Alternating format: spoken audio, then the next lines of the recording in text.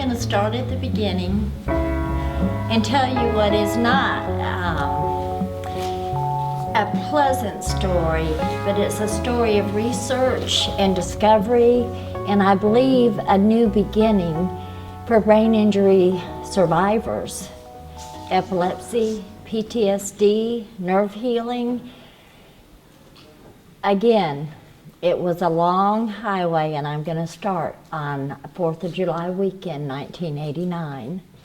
My family and I had gone to lunch, and my son and caregiver needed a diaper change before we went in.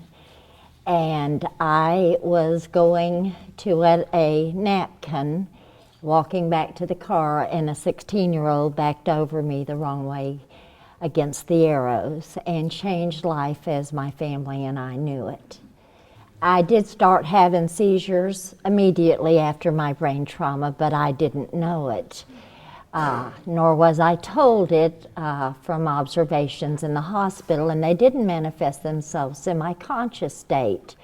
So after a year of rehab, I was actually able to go back to work for the Department of Corrections as a probation and parole officer. When I had that injury, I was also in my second year of law school. You know, one of those few times in your life when you think you really have the world by the tail. Well, not so much. The news is never good that you have a brain injury. But I only had 2 years to get used to that news before I had to get used to having uncontrolled epilepsy. And it was my supervisor at work that noticed my seizures, and epilepsy is a ban from law enforcement throughout the nation. I was not safe for myself or others any longer, and I knew that. So I gave up the career I had wanted since I was 8 years old. My diagnosing doctor was a stroke survivor, and it was a wealth of information, but he let me know right off the bat that it would be pointless for me to go back to law school as bad as my short-term memory was. He was very, very honest with me. And we made it. Those seizures started, and you know, it just didn't seem like any big deal. First medicine I took, well, I had a rash from it. I was told there were many. Second medicine I took, well, I had another rash, so he just couldn't believe that was possible and sent me to a dermatologist. Sure enough, it was a medicine rash. And then the third medicine, I really wanted to be seizure-free. So he said, if you have your tubes tied, you can take this medicine. So I did. And I couldn't take it either.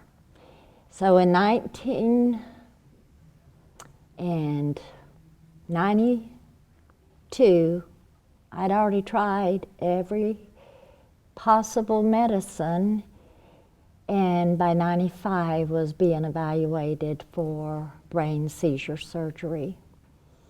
I tried several more medicines after that, but to no avail. I was taking 400 milligrams of phenobarbital, 16 milligrams of Klonopin,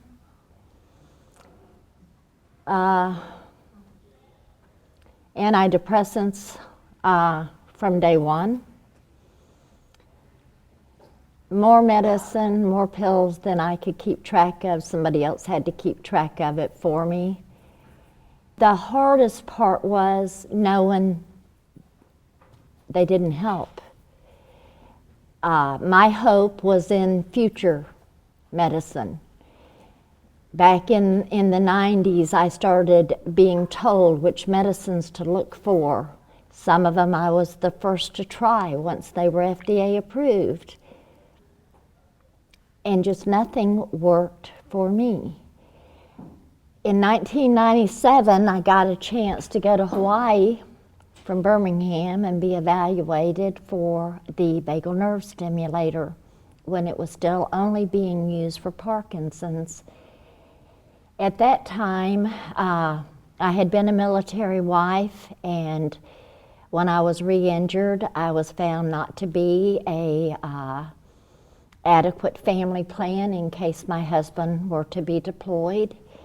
And my husband was given an honorable discharge, and we were sent 5,000 miles home.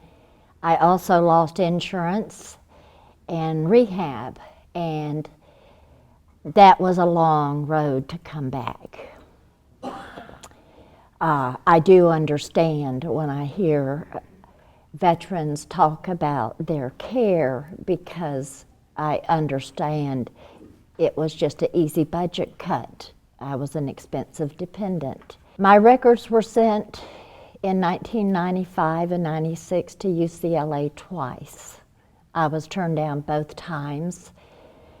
I wasn't a good candidate because I had more than one area of the brain that originated seizures, so I'm not sure that they have a way of being positive today, but back then they told me that there was no way they could be sure what area was evoking the most seizures, so they could operate on a part that didn't make a difference at all. That didn't sound like a real good risk.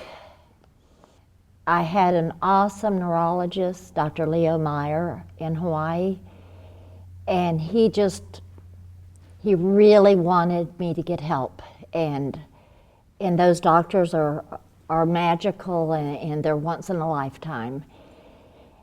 But the second time, we knew there probably wasn't any help for me. I was told in 1996 that a frontal lobotomy would be all that would ever control my epilepsy. July 22nd of 1996, I hadn't slept in 10 days and 10 nights, and my neurologist was frantic, and I was being given different medicines to try to get me to sleep, and nothing worked. And on the 10th day, I took a medicine that I was told would knock an elephant out, and I slept 3 hours. And when I got up, I could tell I was disoriented, but I didn't at all realize I was in any risk. I got up from a computer chair and accelerated backwards and flipped over a love seat and landed on terrazzo over concrete military flooring. And my family was on the mainland on vacation. I'd just gotten out of the hospital, and I didn't feel stable enough to leave my neurologist. And I was unconscious for about 24 hours alone before I woke up and realized anything had happened. And all I remember noticing was I was freezing cold because I had a cup of coffee in that hand. I intended to warm up, I just never made it.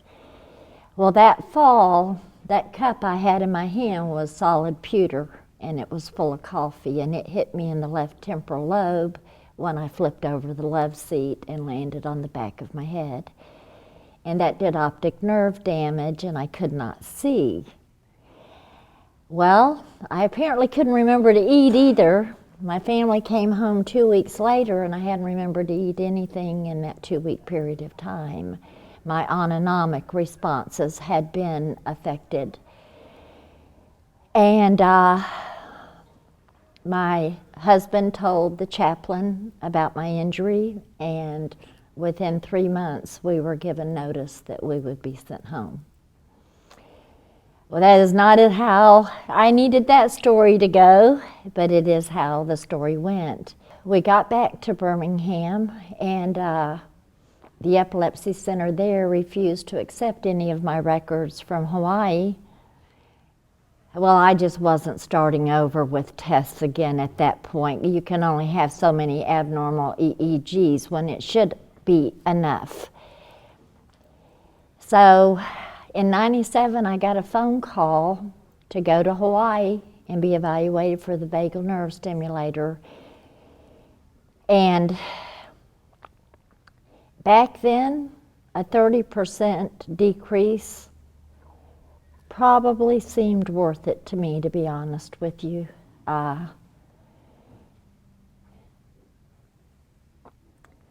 But I had no more family living in Hawaii, nobody to stay with, and a surgeon who was very wise and did not want to do the surgery on his first epilepsy patient and send her back to the mainland for aftercare. He wanted to do that himself, as he should have. So I waited and was reevaluated. I lost my colon in 2001. It froze open from the megadoses of medicines I had taken for 10 years. Now, I swelled up like I was 9 months pregnant, and I went to the ER numerous times, and nobody could figure out what it was. And my seizures were so out of control that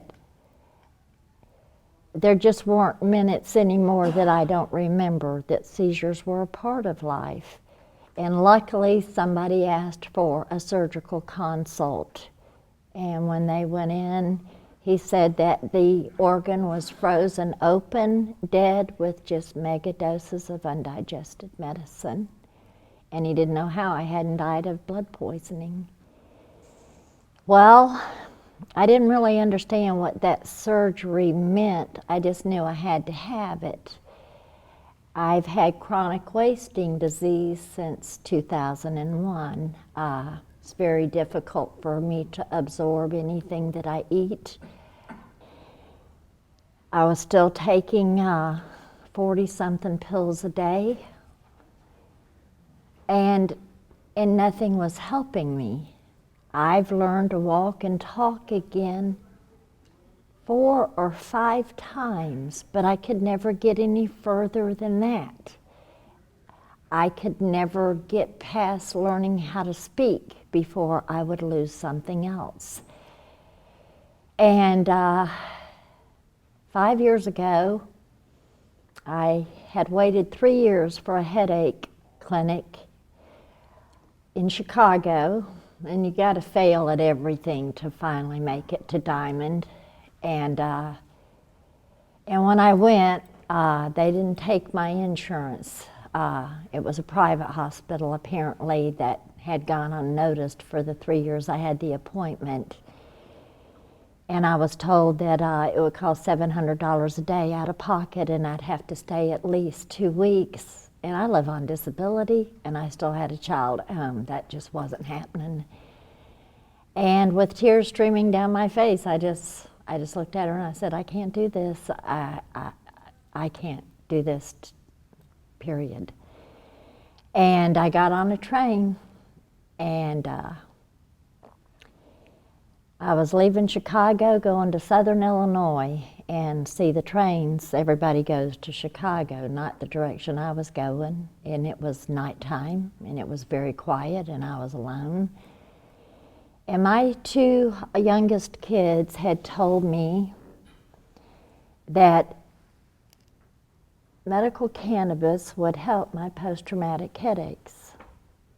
Well, I was raising kids, and my career had been in law enforcement, and my dad was the supervising federal probation officer of Tampa, Florida, and my mother was a U.S. Marshal. No, it just didn't get much. Well, I listened to them, but I knew the timing was not right. I still had too many teenagers at my house all the time. It wasn't my turn yet. And when I tried and failed on the last thing they'd asked of me, the headache clinic, and I understand that everybody has a different belief system, but since this is my story, I'll just tell you how it happened to me. I was coming back on that train alone with no clue. Backed in a corner, tried everything they'd asked of me, 19 anti-epileptic drugs, brain surgery twice I would have done, the vagal nerve stimulator twice. I just wanted a chance. And there just didn't seem to be one.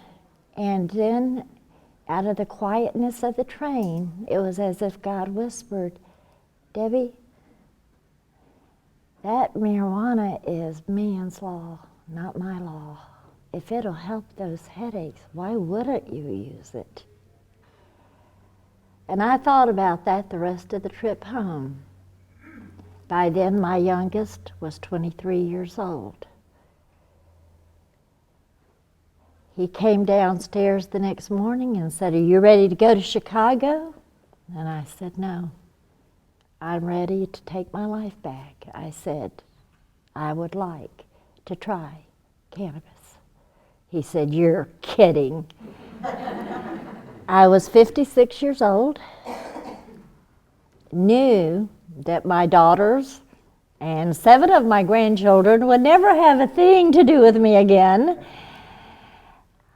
But I've been walking this brain injury journey almost 26 years, and I haven't had a whole lot of good news to report to you all. And then 5 years ago, I started a trial, and I want you to know I was averaging 4 grand mal seizures a week. That's 16 a month. And my first year on cannabis, I went from 4 seizures a week to 4 seizures that first year. Now, y'all,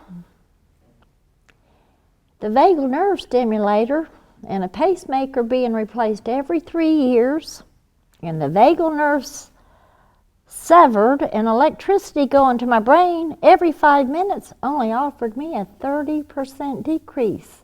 1,000% improvement? No brain injury survivor ever heard about those kind of hope. I hadn't. And if you'd have mentioned it, I'd have called you a liar too. I wouldn't have believed you. That's when I realized we only believe each other. Now that's the truth. I know there's some medical professionals in here, but if you want to know who brain injury survivors listen to, they listen to each other, because we really believe we're the only ones that understand each other. We do respect everything you say, though. Don't get us wrong. I'm here today because I got the opportunity, living in Illinois, to go to Michigan and do a trial. I only got that opportunity because 20 years ago I started writing brain injury, epilepsy, and PTSD poems. And they were willing to do the trial if I would just write how it went. Well, I didn't know a thing. And Cody, my son, tried his best to prepare me for this meeting in Michigan for a week. And it didn't go as planned. None of it did. I sat basically in a motel room with a chart that I made up myself. I'd never tried an indica dominant strain. I knew very little, but I knew what I came to find out. And I was fortunate enough that the dispensary owner's husband made a tincture out of THC and CBD, a 50-50 ratio, and they gave me a real small 1-ounce bottle.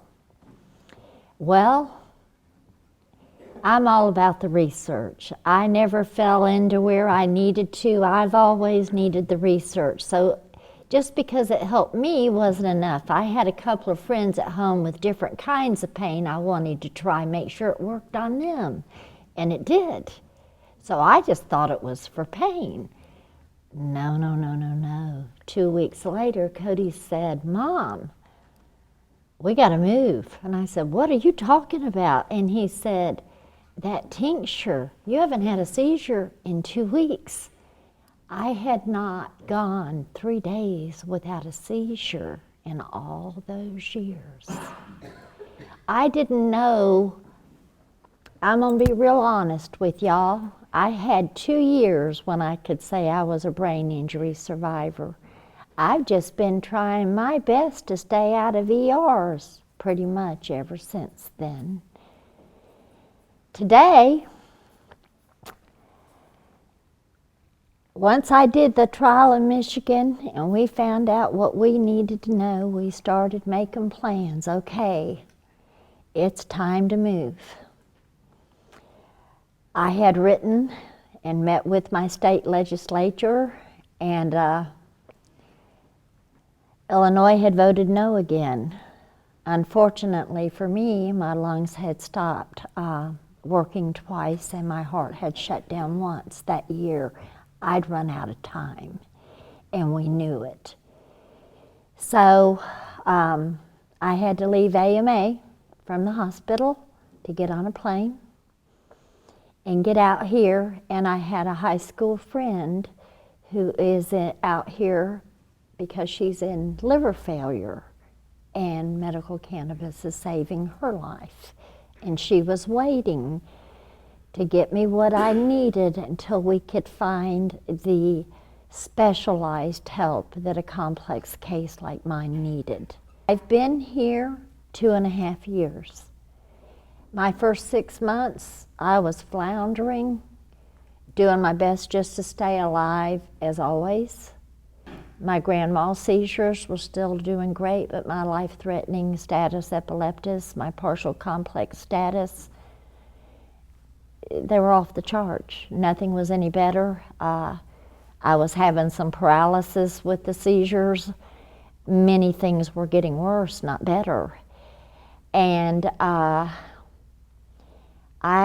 had been approached by many hemp companies, but I'd already found when I was in Illinois and Michigan, I needed THC for my grand mal seizures. I have 7 kinds of seizures.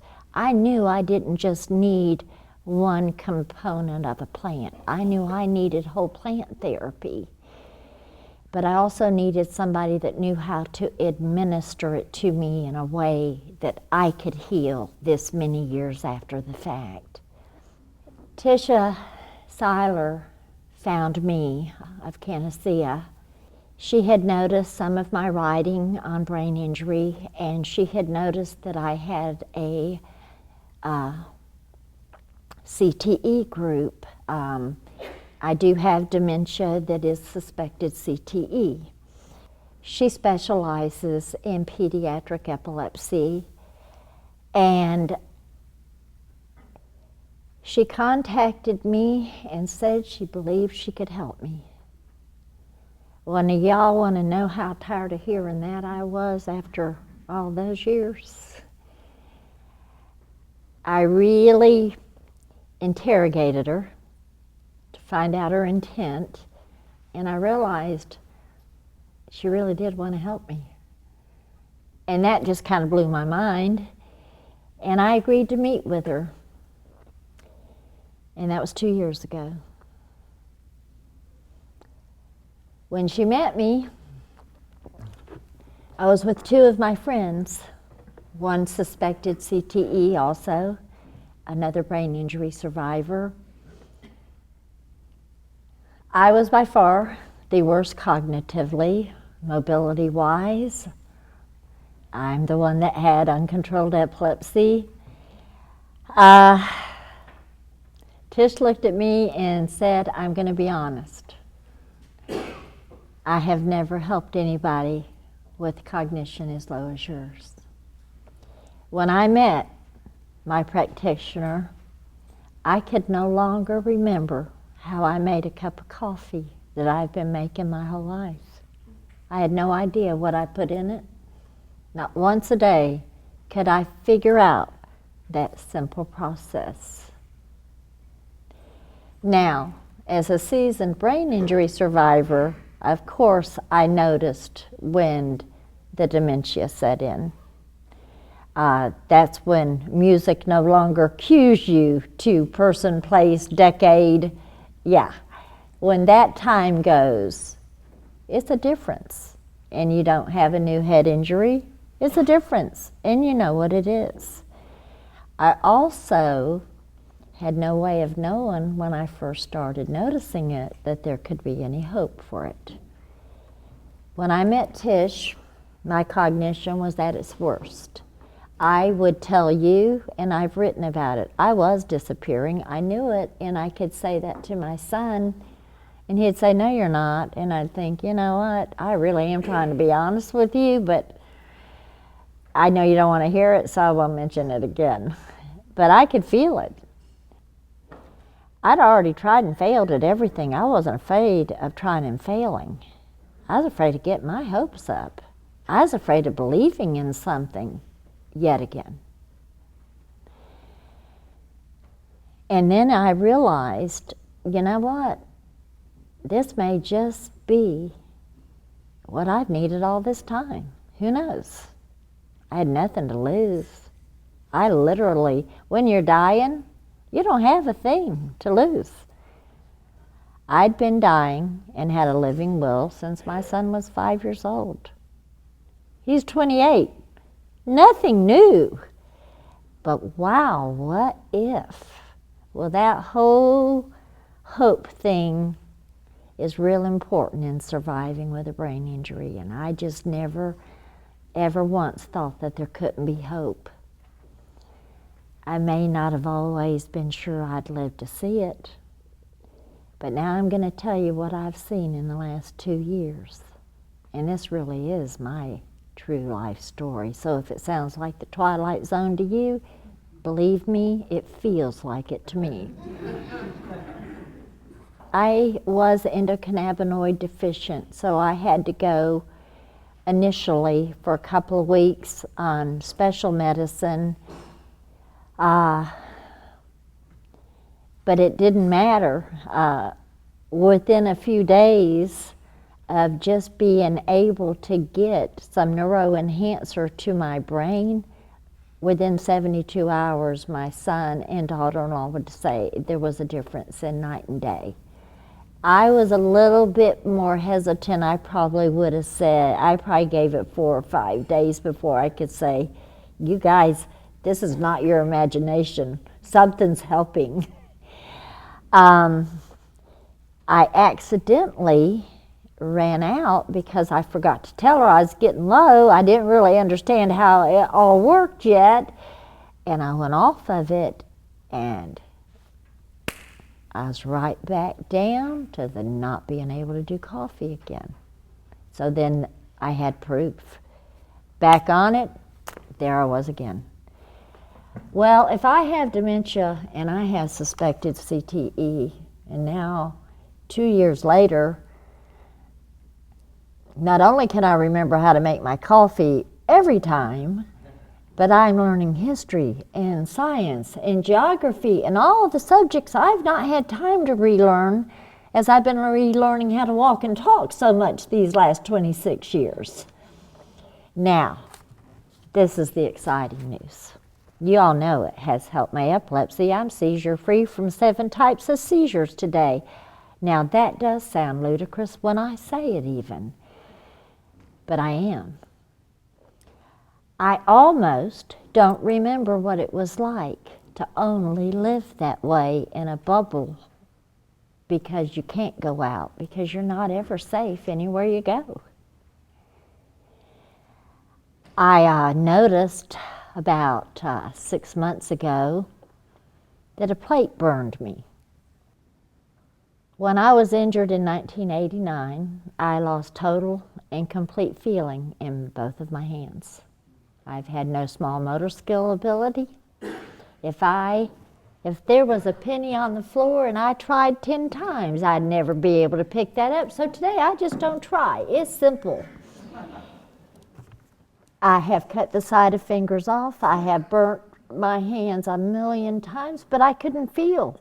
If it doesn't hurt, it doesn't hurt. So my hands became like tools, literally.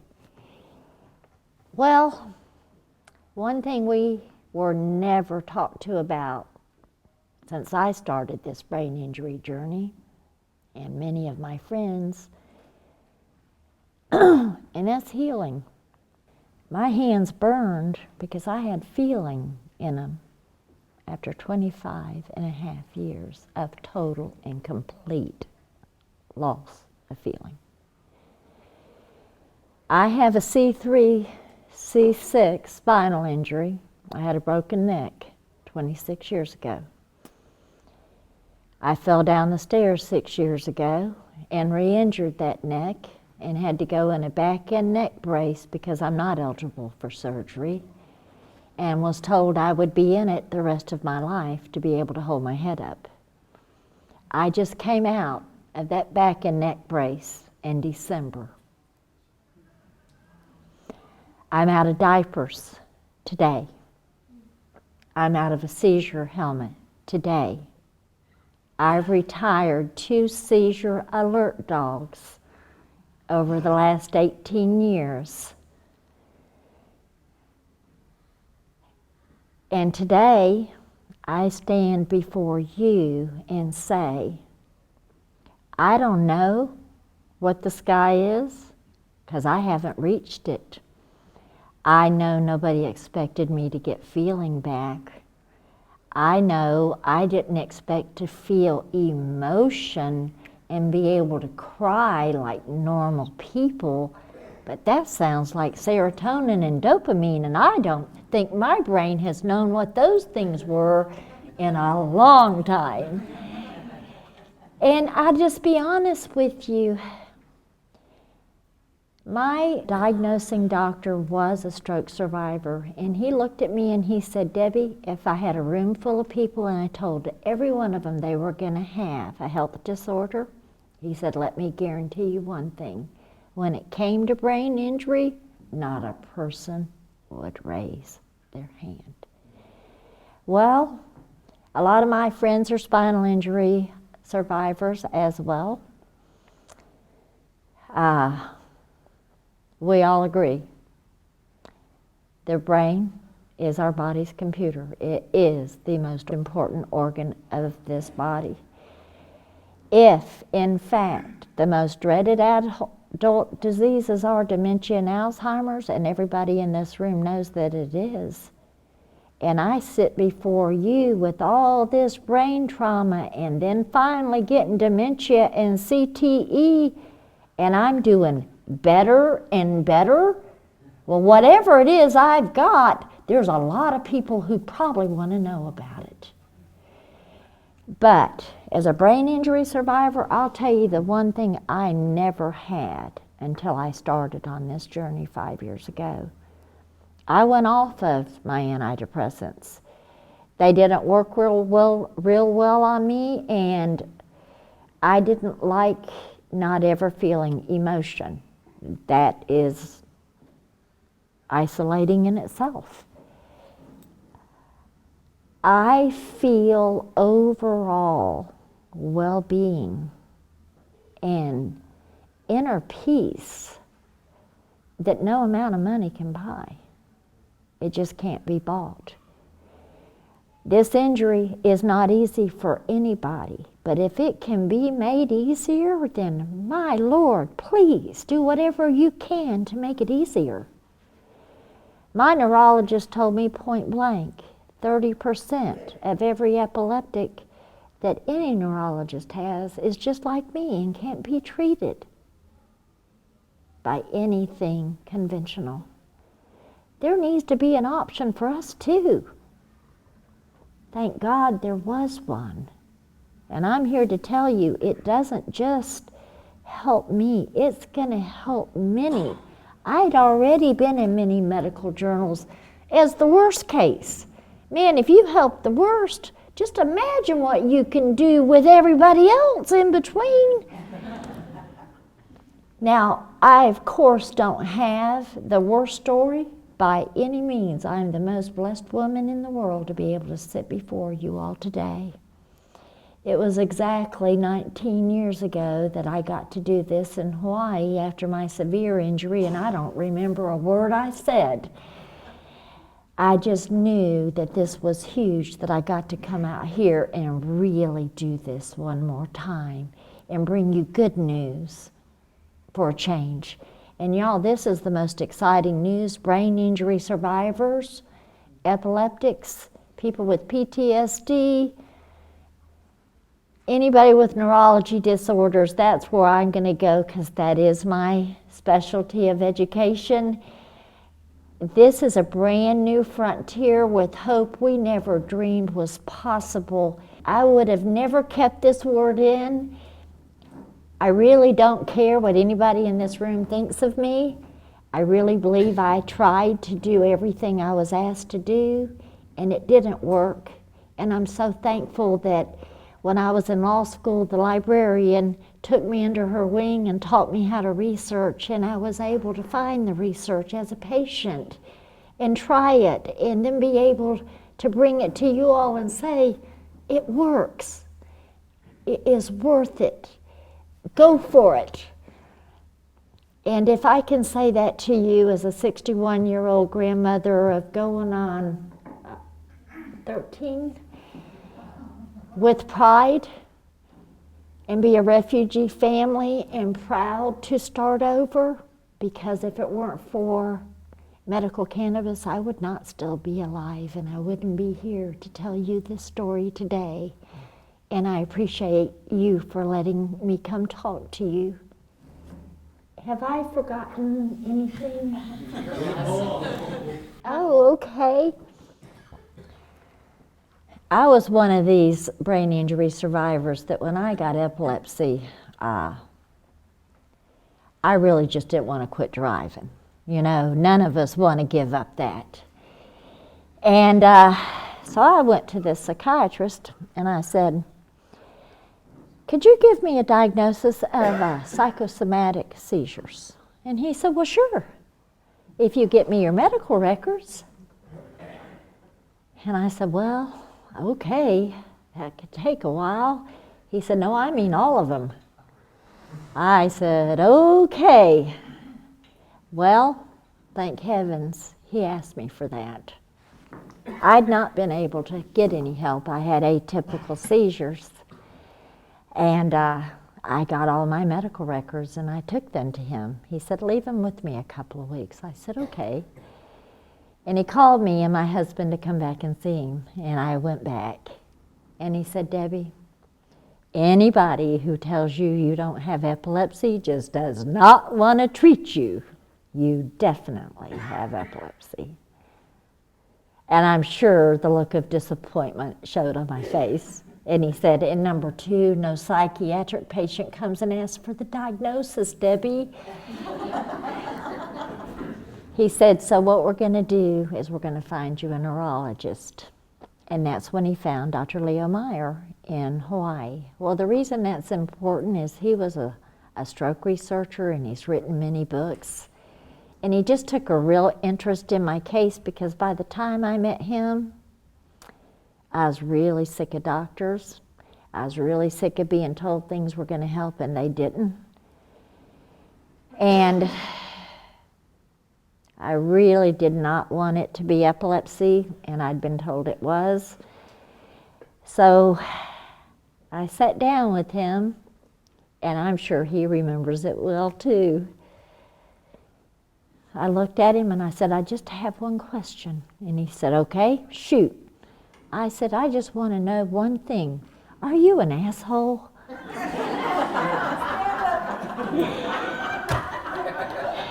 He died laughing, and he said, wow. He said, now you've not had really good doctors, have you? And he said, well, Debbie, I'm going to tell you something. He said, my wife, she may say on occasion I am. But the truth is, I can't say that any of my patients have ever said that about me. And I said, sir, I don't care what your wife thinks.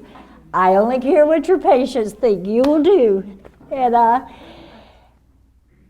I was the first patient that he ever saw have a seizure in person as a neurologist.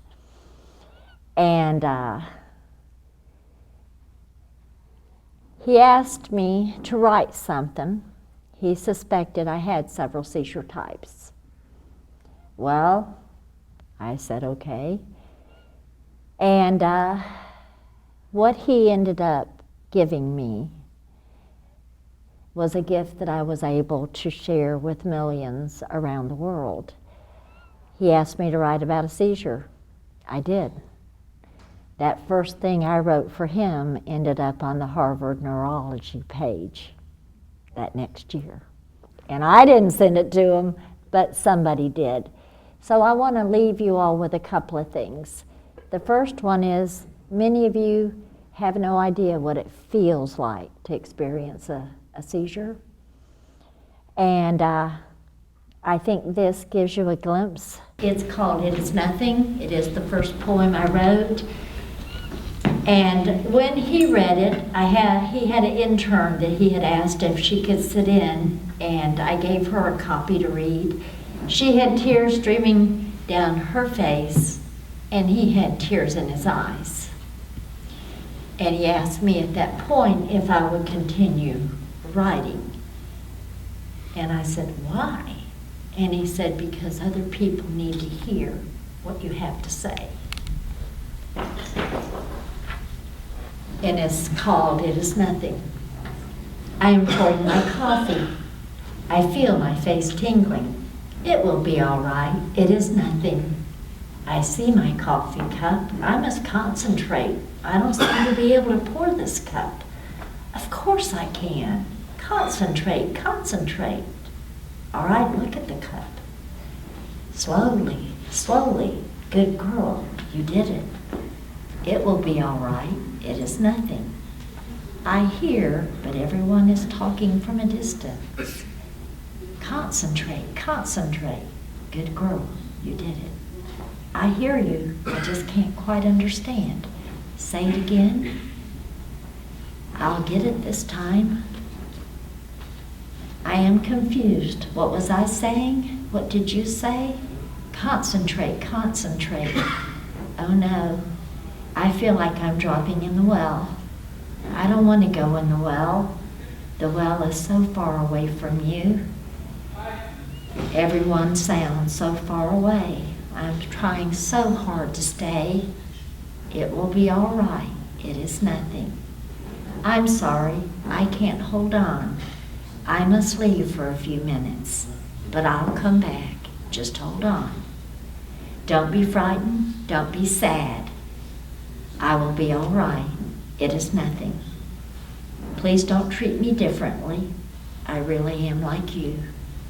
I just go in the well sometimes. I'm all right. I will concentrate. Next time it will be different. Next time I won't have to leave. I must concentrate. It will be all right. It is nothing. And today, it really is all right.